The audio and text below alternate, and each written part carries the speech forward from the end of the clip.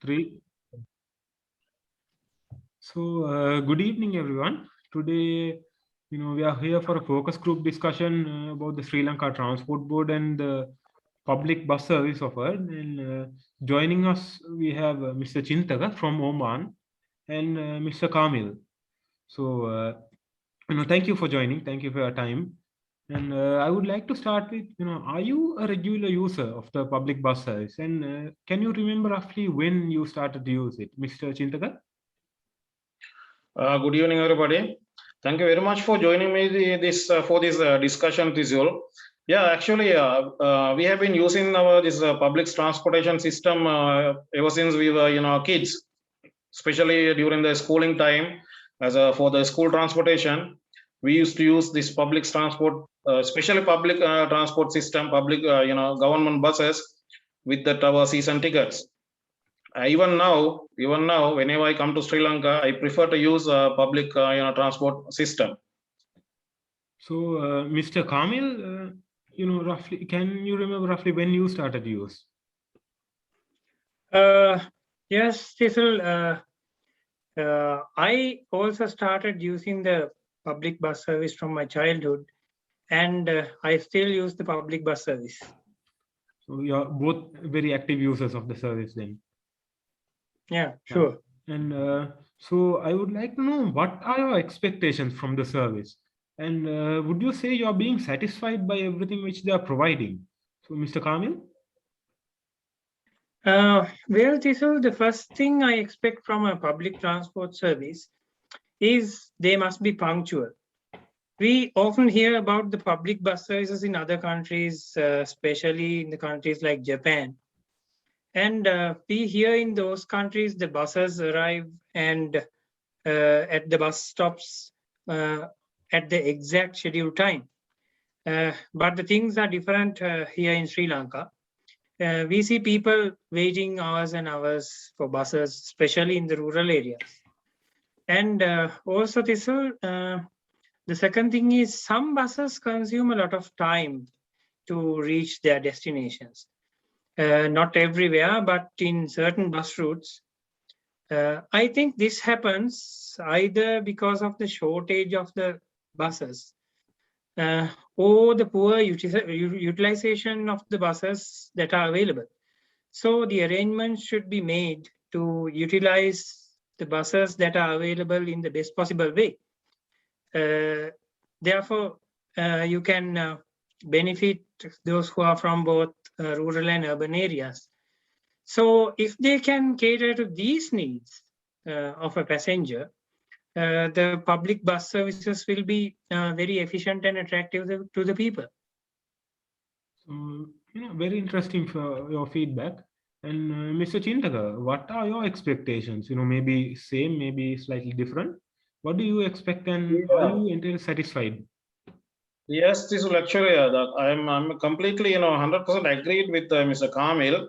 As well as I like to add for my expectations actually, because I am using the transportation system here. Sometimes I am using public transportation system here, which is operated in Oman. So we so there are some expectations we expect. I have some expectations, extra expectations, like the first of all, it has to be, as he said, it should be punctual, and then it should be comfortable, as well as it should be economical, and it has to be a reliable and a regular service, and most of all, it should be a very disciplined service they should provide. Those are my expectations, viewer expectations. Yeah. So with the current situation, you would say they are not being satisfied. Actually, yes. I cannot say that I am 100% satisfied with this. Not only me, mostly in our country. Actually, the public transportation system now, ever since this government, the private transport system started, with the competition, the private sector scores high, because they provide more. So automatically the government transportation system, when they provide less. So actually especially the buses, they are running in the city limits, are not comfortable at all. and now even the reliability also now it is slowly diminishing. So and before actually they had a very strong regulatory board when they give this license for the drivers and the conductors, they were nicely observed. Now I think they are slowly been vanishing off. So even the discipline also out of the expectations, I can say, sadly. Overall, the entire quality of the service is deteriorating, you say. Deteriorating, yes, agreed. So now coming on to the competition, so these private buses, often owned by individual owners, they are not really governed by a special body. So you say they are offering more. So I would like to know what exactly are they offering? What are the benefits they offer compared to the private public service? Mr. Chinthaka?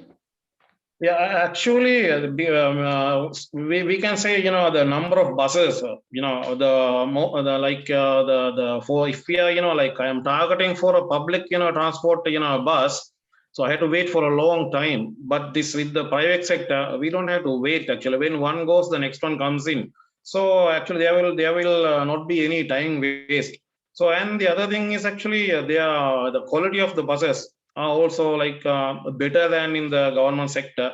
Especially the long distance traveling vehicles are very comfortable.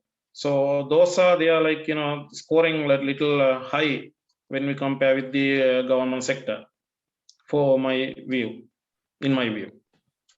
Yeah, Mr. Kamil, what do you say? What are the benefits the private service offers you compared to the public? Yes, Sisul, I agree with Mr. Chinthaka. The main thing that differentiates the private bus service from the public bus service is the proper maintenance of the buses in the private sector, as he said. Especially the passengers who often travel long distances, like those who are working away from their hometowns, and university students, they travel a lot. So they expect their journey to be comfortable. Therefore, they are attracted to the well-maintained buses of the private sector. Also, due to the poor maintenance of the buses in the public sector, the buses often break down, right? And it makes a huge impact on the smooth running of the bus service in the public sector. So basically, a lot of private owners are putting more effort into taking care of their buses, taking care of their vehicles to provide a better service. You say. Yeah, exactly. Wonderful. And so moving on now to the last question, what suggestions do you have? What can we do to improve the public transport service? For yourself and other users, and maybe even non-users, people who use their own personal vehicles. What can we do to attract them towards the public transport? Mr. Kamil? Well, Thisel, the first and the foremost thing is to develop a mechanism to regulate the bus services. I mean, this regulation refers to the public bus service and the private bus services, right? So as an industry. If this regulation is done, the buses can run on time, right? That is the first thing. And also the people from all over the island, whether they are from a rural area or an urban area, they will get a better service. And also their time will not be wasted, right? Because they wait hours and hours for buses. Also, through proper regulation, the unhealthy competition between the public and private sector can be reduced or fully avoided, because we see there is a very unhealthy competition between the private and the public sector when it comes to the transportation. And also, the bus services should focus on providing a better service for those who are heading home after school or office. And it's the same in the morning when they come to the office or come to the school, right? So we see people face many inconveniences during these rush hours or the peak hours. So the service providers should focus on that also. So, Mr. Chinthaka, do you have any other ideas how we can improve? Yes, of course, I agree totally with Mr. Kamil. And then actually, I have a different view of angle. So I like to explain a little bit deeply about that one. Actually, first of all, I feel that the transportation system has to be developed in a country like with the government policy decision. They should make a policy decision on this the development, so that this transportation system has to be a service. They should not run it as a business, because same like the health service, same like the education service, this transportation service also should be run as a service, so that the whole benefit will come in turn affecting the development, the efficiency of the country. Like if we have a efficient transportation system, so it will indeed, of course, save your time, and it will it will help in many ways. There will be many benefits for a country you can expect. For instance, actually, recently I read an article in a newspaper, Sri Lankan newspaper. They say when we consider about the district Colombo, they say about 250,000 vehicles entering to the Colombo daily. Out of this 250,000, there are about 225,000 private vehicles. So just imagine the traffic congestion we can get. Because of this traffic congestion, they say now currently the average speed limit within the Colombo city, Colombo district, not the city limit. This is with the Colombo district. It is about 22 kilometers per hour. Just imagine the wastage of time, like to travel about 2-3 kilometers, you have to spend 10, 15, 20 minutes, sometimes 30 minutes. I have the same experience, previously. So these are very bad thing. Like, see, in a way that if we can in some way that we can reduce the number of the private vehicles entering the cities, so that the government they have to invest on making some parks, good parking spaces out of the city entrances, so that the people can come in their personal vehicle. They should not be allowed to enter the city with the private vehicle. They should park the vehicle there, and they should be provided a very good comfortable quality transportation service. Of course, definitely people will obviously tend to use the public transport system rather than using the their personal vehicles, so they can save their petrol, they can save their vehicle like that. So this will reduce the number of vehicles in the city limit. So indeed it will reduce the this traffic congestion also, so that it will improve the time consumption of the time also. It will definitely improve. So we will have plenty of benefits with this time saving. So it will affect directly in the productivity of the country, right? And the other thing is, it will be it will be very good, very healthy for the environment also. Like the air pollution will be less, right? So like that. This if you can develop transportation system in a country in a very good manner, so it will directly affect in the development of the country also. And the people also can have their more some nowadays, the people, they say the biggest problem is when they go to work in the public transport, using the bus, they have to waste more time on the road rather than working in their workplace. So if they can save this time, they can spend their time on some other things, like with the families, with the work. So, and they will be very happy also. So the mental happiness, physical happiness, everything will be everybody will be benefited. So this should be considered as in total. So it will be very much beneficial for a country. That is my view.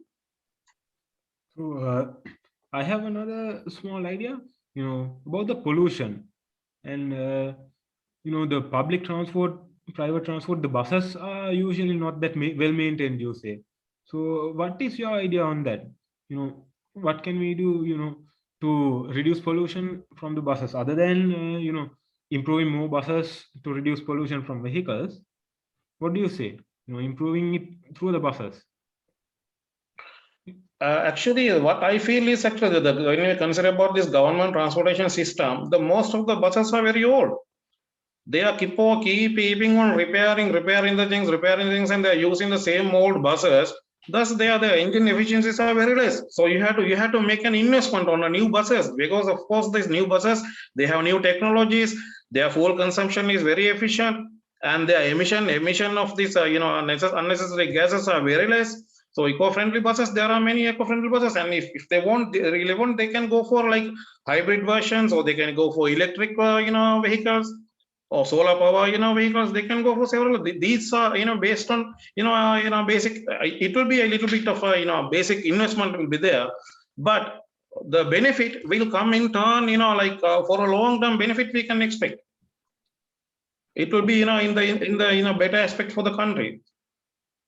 Interesting. Now, Mr. Kamil, what are your thoughts on that? Do you have anything more to add? Well, I totally agree with Mr. Chinthaka. And if we see the technology in the other countries, right? They have used these, as Mr. Chinthaka mentioned, these hybrid vehicles and electric vehicles, and they have obtained good results from that. And I would like to mention one more thing, Tisol. Go ahead. Actually, in Sri Lanka, mostly the vehicles they use are diesel consuming vehicles. So why not they use the petrol? Like during our the parents' time, we hear that we have seen these things, like these all the branded buses. They are from Benz or like Isuzu. They were petrol. They are running on petrol as a gasoline. So of course the air pollution is very less. Even here in where I'm working in Oman, all the buses they run on petrol. Very rarely they use diesel vehicle. So overall, you're suggesting a more eco-friendly service would attract more customers. Of course, yes. Of course, yes. So summing up now, is there any more ideas which you would like to add?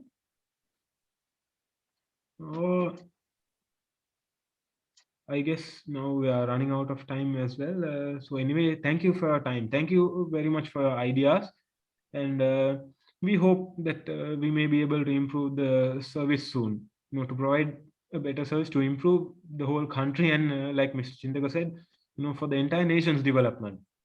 So thank you again for your time and participation, and see you and take care.